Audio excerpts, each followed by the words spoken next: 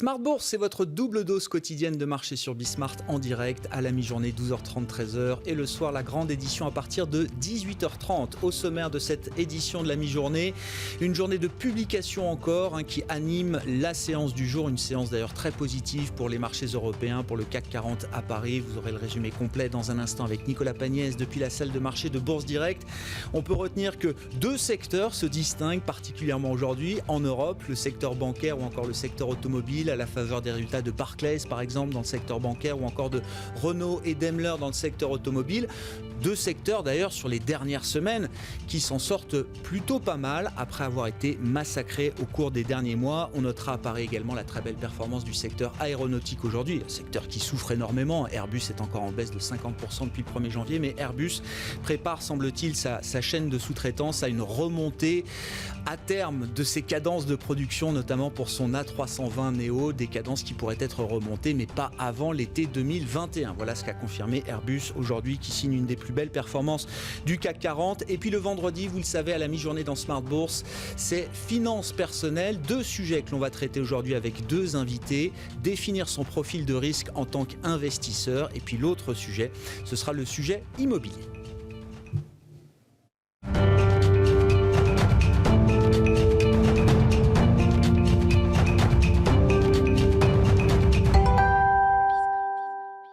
Mais d'abord, les infos clés du jour. À mi-séance, c'est avec Nicolas Pagnès depuis la salle de marché de Bourse Direct.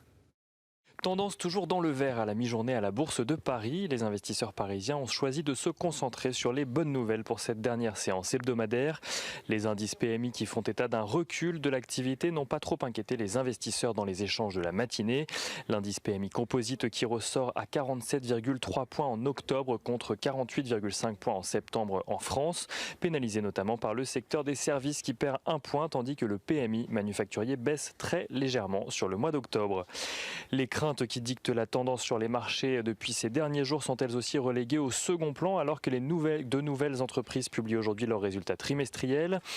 Aux États-Unis tout d'abord, si les démocrates continuent à brandir leur optimisme vis-à-vis d'un accord sur le plan de relance budgétaire, les sénateurs républicains sont plus mitigés sur le sujet. Un accord avant la présidentielle semble compromis à ce stade, présidentiel qui a d'ailleurs vu son dernier débat télévisé se tenir hier soir. Un débat sans surprise et plus calme que le premier malgré quelques attaques personnelles. Chaque candidat a défendu des positions diamétralement opposées, notamment sur la question de la gestion de la crise du coronavirus. La progression du virus en Europe et aux États-Unis qui reste évidemment dans les esprits des investisseurs alors que l'Espagne ou l'Allemagne voient le nombre de contaminations porté à un niveau inédit. Du côté des valeurs à présent à la Bourse de Paris, L'Oréal publie un chiffre d'affaires en croissance de 1,6% au troisième trimestre, une activité portée par l'ensemble de ses divisions sauf le luxe, encore lourdement pénalisé par la fermeture des aéroports. Air Liquide fait part de son côté de ventes meilleures que prévues et en profite pour confirmer ses perspectives pour 2020. Renault voit de son côté son chiffre d'affaires baisser de 8,2% au troisième trimestre. Le recul est cependant plus limité que prévu grâce notamment à la très forte croissance des ventes de sa voiture électrique Zoé. Kering présente des ventes meilleures que prévues également sur le troisième trimestre pour l'ensemble de ses marques, à l'exception de Gucci, sa marque phare qui continue à être pénalisée par les conséquences de la crise sanitaire. Kering qui présente donc un chiffre d'affaires de 3,7 milliards d'euros, limitant ainsi ses pertes grâce notamment au marché asiatique. Michelin fait état de son côté d'un rebond de ses ventes au troisième trimestre. Celui-ci ne repasse pas en positif pour autant, mais limite ses pertes à 5% sur le troisième trimestre contre une perte de 15% depuis le début de l'année. Michelin qui en profite pour relever ses prévisions pour 2020. Et on regarde à présent ce qui se passe dans le secteur aérien. Aéroport de Paris perd la moitié de son chiffre d'affaires depuis le début de l'année à cause de la crise sanitaire. Le groupe revoit ses prévisions de trafic à la baisse jusqu'à la fin de l'année et anticipe une chute qui pourrait aller jusqu'à 70% des vols. Airbus de son côté demande à ses fournisseurs de se préparer à une potentielle hausse de la production de l'A320 Neo, une hausse des commandes qui pourrait arriver dès l'été 2021. Et pour finir du côté des valeurs, Ipsos publie un chiffre d'affaires trimestriel de 468,6 millions d'euros en baisse de 3,3% mais supérieur aux attentes des analystes, des résultats qui poussent d'ailleurs plusieurs analystes à relever leurs objectifs de cours. L'euro-dollar s'apprécie également ce matin, il est à la mi-journée juste en dessous des 1,1850 $ pour 1 euro, tandis que l'once d'or passe, elle, juste au-dessus des 1910 $. Nicolas Pagnès avec nous en fil rouge tout au long de la journée sur Bismart depuis la salle de marché de Bourse Direct.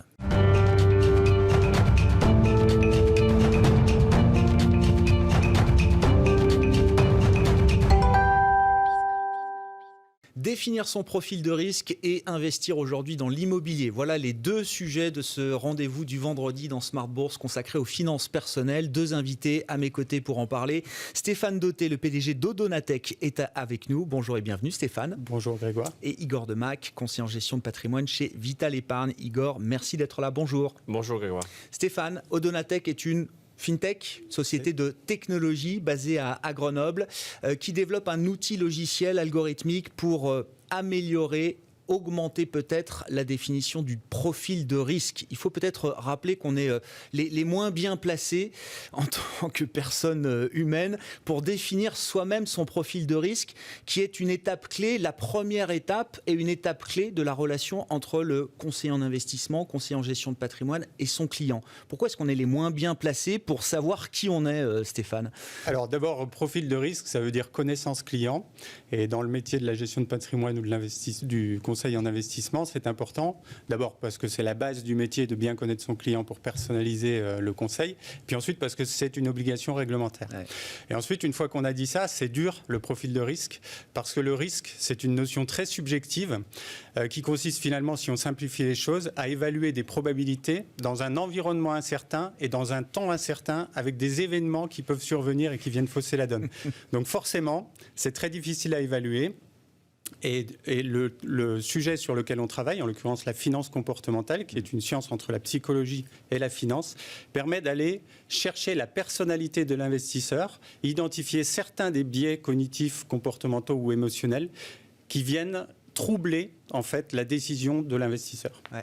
On est parfois complètement à côté de la plaque, tellement pétri par ces biais comportementaux qu'on perd parfois un cheminement rationnel dans son processus d'investissement, c'est ça Absolument. En fait, les chercheurs ont longtemps pensé que l'homme était rationnel et que toutes les décisions pouvaient s'expliquer comme ça. En fait, qu'est-ce qui se passe ? On a un temps réduit pour décider et on a plein d'informations qui nous arrivent. Donc on fait des raccourcis. Ces raccourcis, c'est les biais.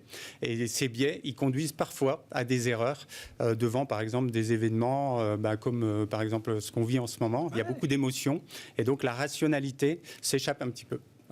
Alors, le processus de connaissance du client quand on est CGP passe aujourd'hui par un questionnaire, c'est ça, traditionnel. C'est ça. Vous apportez un outil logiciel. Alors, quelle est l'aide que va pouvoir fournir cet outil logiciel ? Comment est-ce qu'il fonctionne ? Qu'est-ce qu'il apporte également du point de vue du conseiller financier ou du conseiller en gestion de patrimoine, Stéphane ? Alors, en fait, ces questionnaires, ils posent un certain nombre de problèmes. C'est de là qu'on est parti. Et ils posent, finalement, ils ne permettent pas forcément d'installer la confiance entre le conseiller et son client, pour simplifier, parce que c'est une tâche administrative pour le conseiller. Et puis pour le client, c'est parfois quelque chose d'incompréhensible. Les questions sont parfois peu compréhensibles et aller remplir un questionnaire alors même qu'on est dans une relation commerciale, c'est bizarre. Donc nous, on a travaillé finalement sur cette base-là pour imaginer une application mobile sur la base de jeux et non pas de questions, des jeux très simples. Ensuite, la deuxième innovation, c'est qu'on travaille sur des théories de finance comportementale. Donc, on va chercher ces biais cognitifs dont on parlait tout à l'heure et donc, on espère pouvoir amener au conseiller un meilleur profilage. Et la troisième innovation, c'est qu'on utilise l'intelligence artificielle pour comparer les profils entre eux. Ça veut dire qu'on a un profil non pas qui dépend que du client, mais on a un profil par rapport à la population, ce qui laisse envisager une segmentation comportementale et donc des offres qui répondent mieux à tel groupe, à tel segment ou tel autre segment de clients. Ouais, je comprends. Bon, voilà. Le côté mobile, application aujourd'hui, c'est presque un prérequis, on va dire, quand on est dans le monde de la FinTech. C'est presque un prérequis, mais qui n'est pas requis sur les questionnaires actuels. Oui, effectivement. Oui, c'est une vraie innovation par rapport aux questionnaires qu'on peut trouver aujourd'hui. L'idée gamification, c'est ce qu'on dit en version anglaise, de l'utilisation de la pédagogie à travers le jeu. Donc concrètement, c'est quoi? C'est des mises en situation que vous proposez pour le client ou la personne qui va répondre à ces situations, justement. Voilà, si on prend les questionnaires actuels, une question, par définition, c'est biaisé parce que la façon dont on pose la question amène la réponse.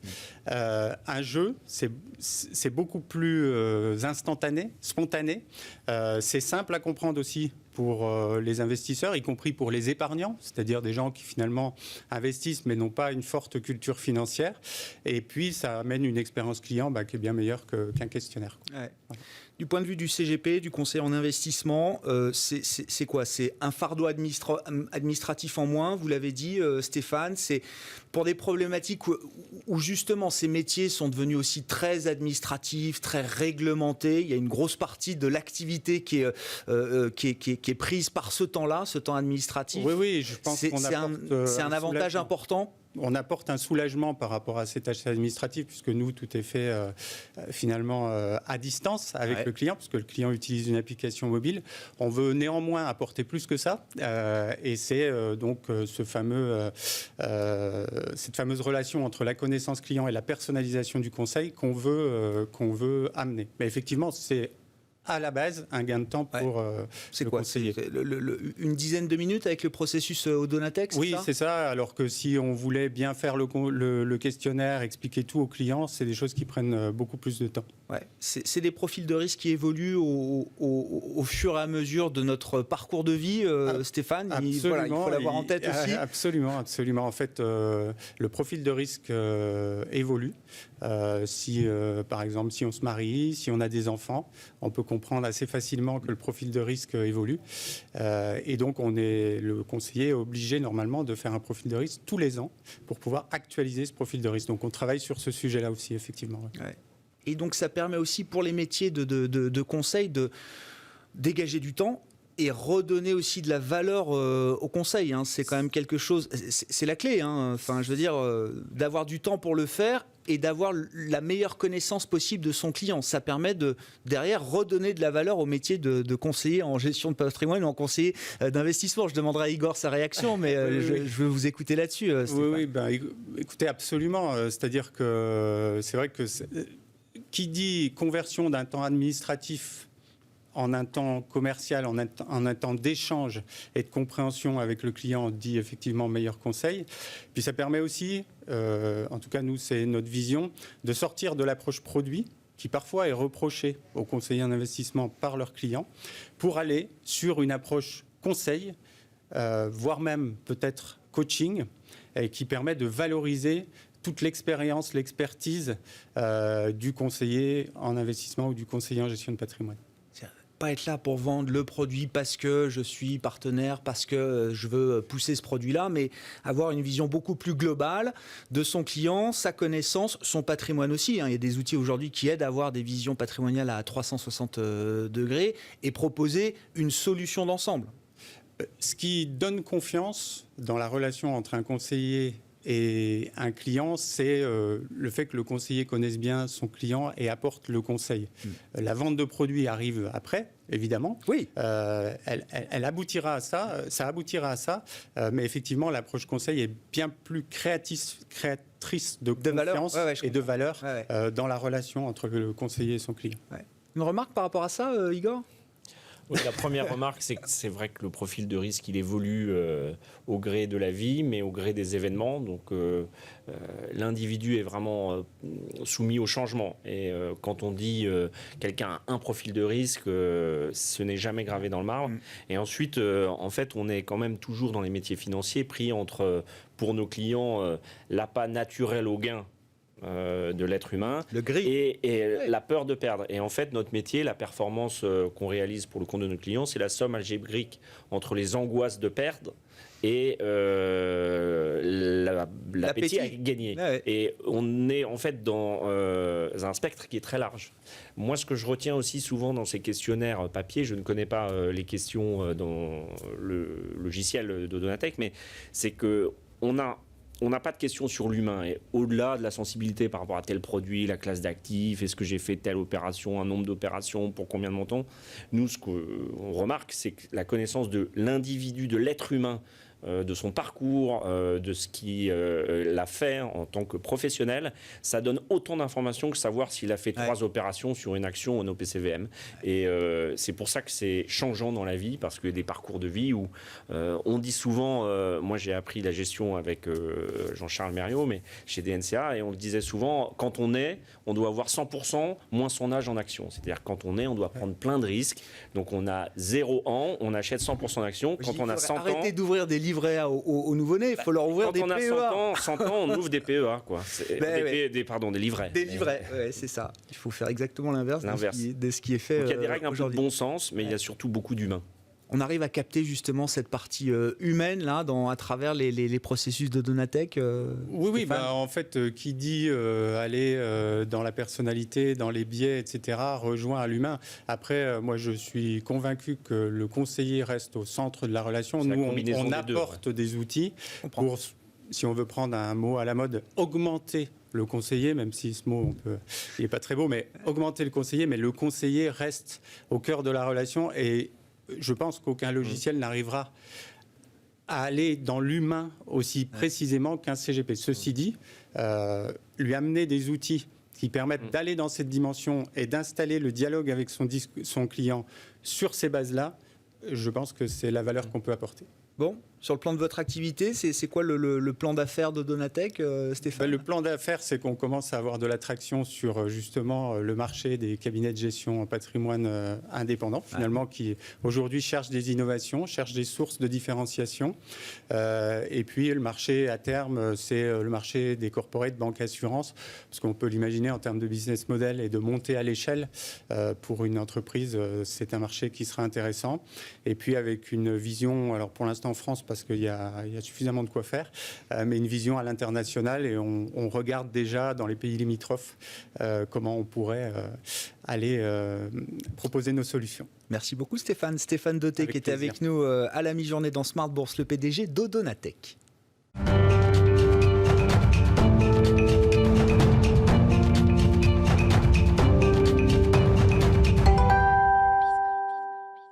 Une fois qu'on a défini son profil de risque, on est prêt à investir et l'immobilier reste quand même un segment d'investissement incontournable quand on parle aux épargnants français notamment. Igor Demac, donc à mes côtés, je le rappelle, conseiller en gestion de patrimoine chez Vital Épargne. Qu'est-ce qu'on peut dire du marché immobilier qu'on peut regarder à travers les SCPI évidemment, Igor, à travers cette crise pandémique, économique, sociale.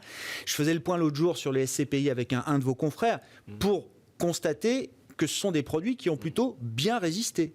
Oui, pour l'instant, les SCPI en 2019 ont versé un rendement moyen, donc à travers le dividende, de 4,4%.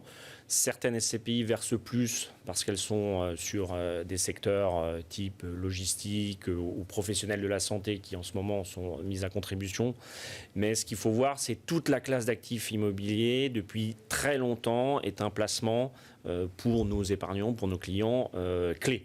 Alors, souvent cœur parce que ça fait partie de la résidence principale ou de la résidence secondaire, mais aussi parce que c'est de plus en plus un placement alternatif à la carence de rendement obligataire. Et aujourd'hui, ces SCPI en fait fonctionnent sur ce modèle. Il n'y a plus de taux d'intérêt nulle part, un petit peu sur le crédit ou les emprunts d'État un peu risqués. Et donc, on construit des portefeuilles immobiliers non cotés, physiques. On mutualise les risques dans ces structures SCPI. Mais l'immobilier, il y a plein de façons de l'appréhender en termes d'investissement. Et c'est là le sujet aujourd'hui, parce qu'on sait aussi que la crise du Covid va laisser des traces sur certains modèles économiques. On parlera des foncières et des grandes galeries commerciales avec Unibail peut-être.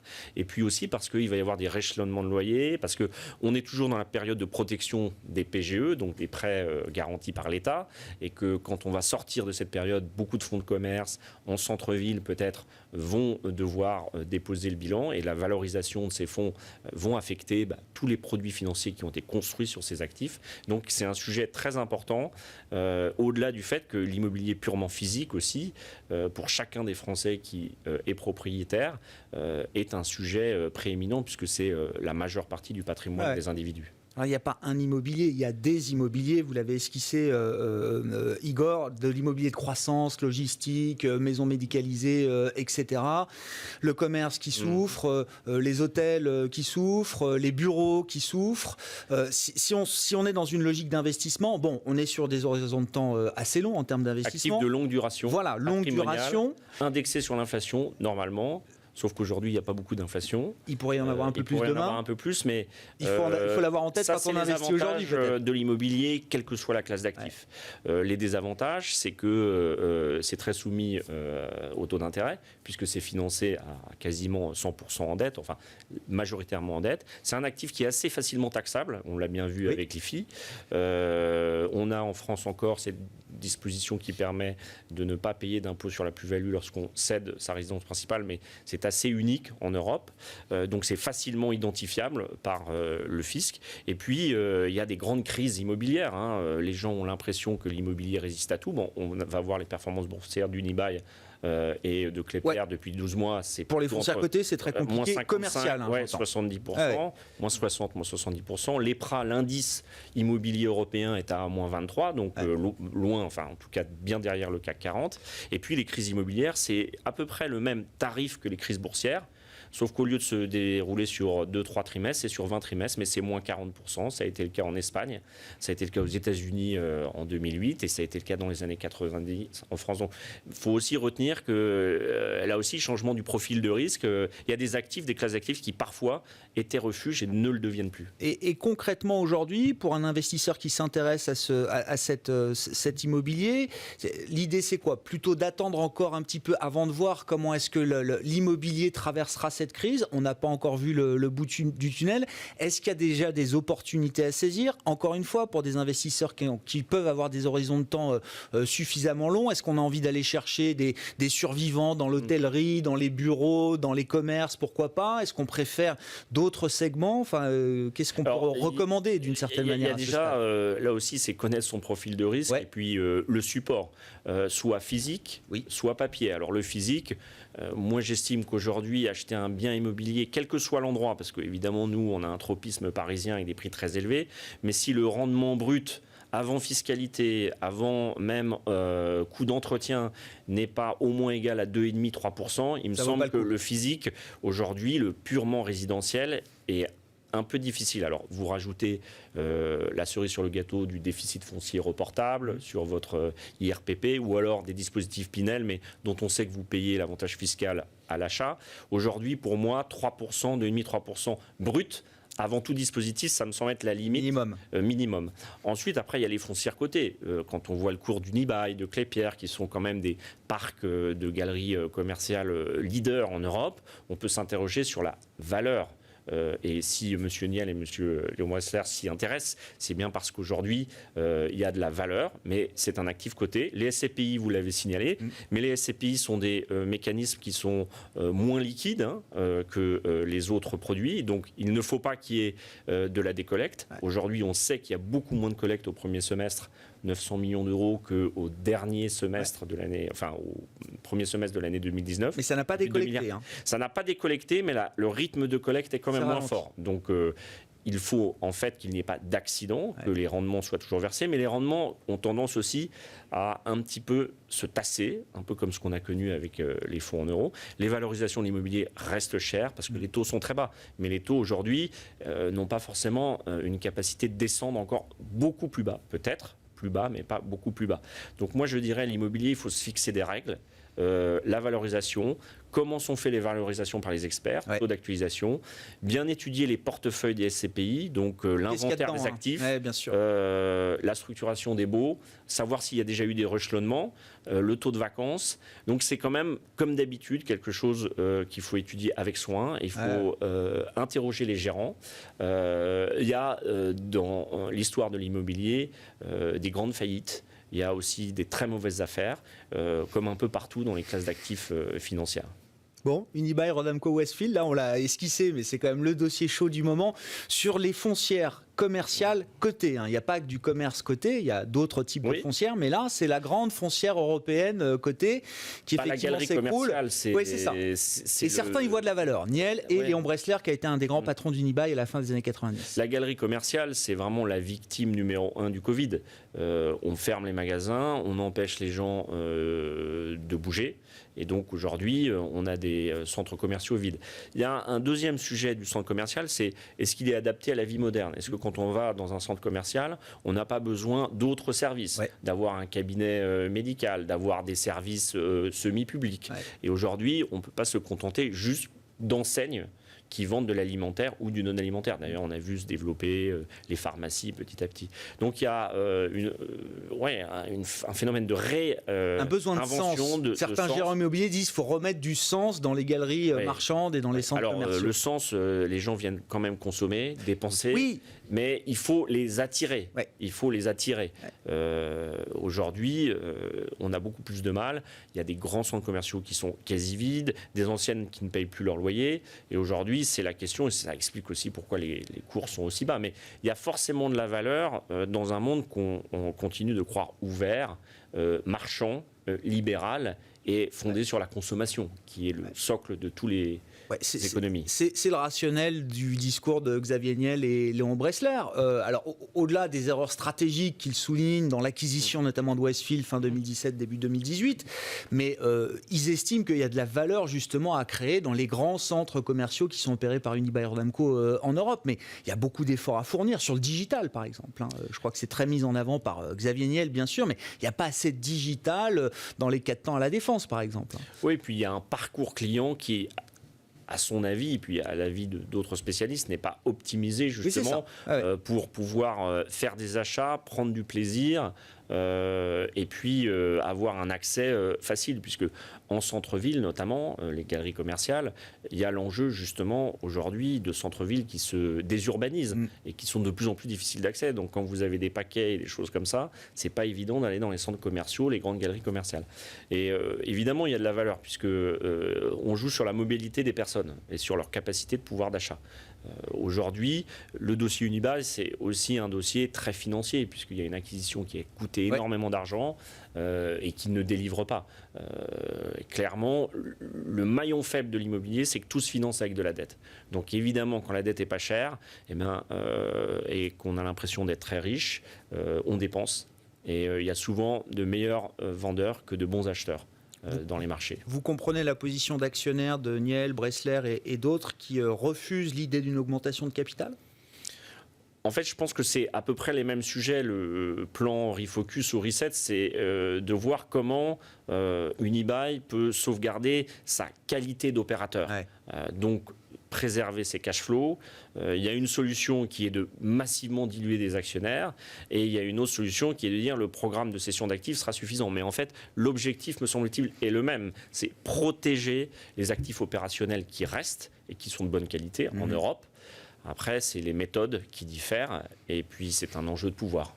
AG le 10 novembre chez Unibail-Rodamco Westfield pour voir effectivement quel sera le niveau d'opposition à l'augmentation de capital qui a été proposé de 3,5 milliards d'euros quand même sur une capitalisation qui tourne autour de 5 milliards pour Unibail-Rodamco Westfield aujourd'hui. Merci beaucoup messieurs, merci d'avoir été avec nous dans ce rendez-vous de la mi-journée. Smart Bourse by Bismart avec Igor Demac, Vital Épargne et Stéphane Dauté, le PDG d'Odonatech. On se retrouve ce soir 18h30 en direct.